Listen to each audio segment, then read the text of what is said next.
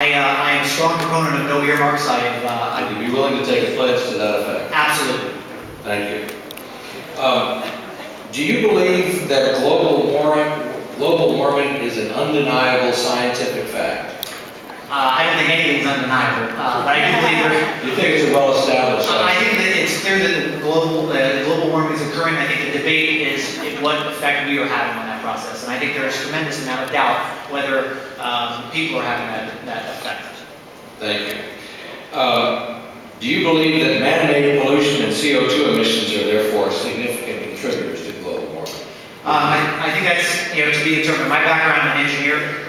Engineers, we love evidence, and I think that we need to continue to collect evidence. I do think that we have a responsibility, the same way we have a responsibility to our children to pass a relatively debt-free country.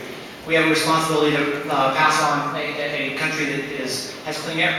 And I'll give you an example. I'm an avid runner, and as a runner, when you run, for those in the room that run, when you run, you feel great when you get done.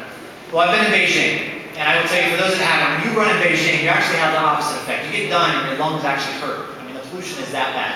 So I do think that there are limits, and I think that we certainly need to make sure that we have clean air and make sure we protect the environment for our children. Do you think, therefore, that cap and trade is an effective solution to that problem? No, cap and trade has simply been carved up by the lobbyists. The benefits small business or big business at the expense of small. I mean, you look at the passes that the big companies get in that. I owned a manufacturing company that was high-tech, skill jobs in the biotech industry. Our second biggest cost after employees was energy.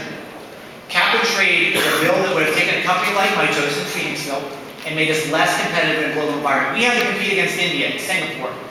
And that bill would have taken our 40 manufacturing jobs and eventually driven us into the ground and forced companies like Mitos to leave this country.